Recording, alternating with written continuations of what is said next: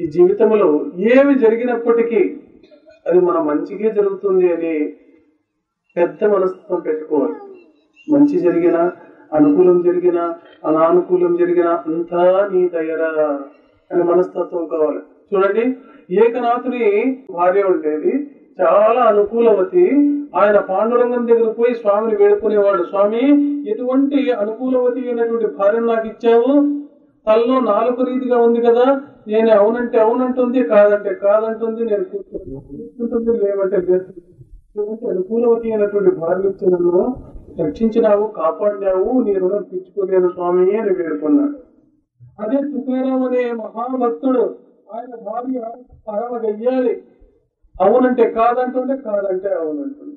ఆయన పాండురంగం తిరిగిపోయి, స్వామి నా పైన ఎంత దయ స్వామి, నాకు గంప గయ్యాళిని నాకు కట్టినావు, నీ ఆశీర్వాదం, నీ కృప నా పైన ఉంది కాబట్టి నాకు వైరాగ్యం నేర్పించేదానికి అక్కడ ఇక్కడ వేరే గురువుల దగ్గర పోయి అవసరమే లేదు, ఇంటిలోనే నాకు గురువు ఇచ్చేసినావు కదా, వైరాగ్యం లక్షణంగా నాకు కుదురుకొనింది, ఎంతటి చల్లని దయ నా పైన చూపిస్తున్నావు స్వామి.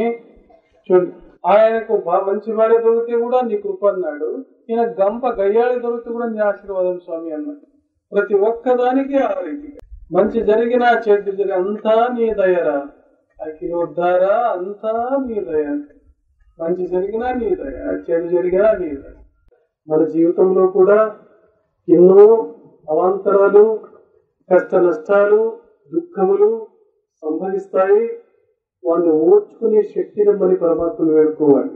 ఎందుకురా దేవుడా ఇటు చేస్తున్నా బతుకోద్దండి, నీకేం అన్యాయం చేస్తున్నా అని చెప్పి కొట్టుకోవద్దండి స్వామి, సహించే ఒక శక్తి నువ్వు, ఏమి జరిగినా దానికి ఒక కారణం ఉంటుంది, అంతా నీ అనుగ్రహమే, ఏమి జరిగినా నీ ఆశీర్వాదమే, అయితే ఓర్చుకునే శక్తిని నాకివ్వు, ఇంత మాత్రం వేడుకుని ఇప్పుడు మనస్సుకు ఒక నెమ్మది, ఒక శాంతి లభిస్తుంది.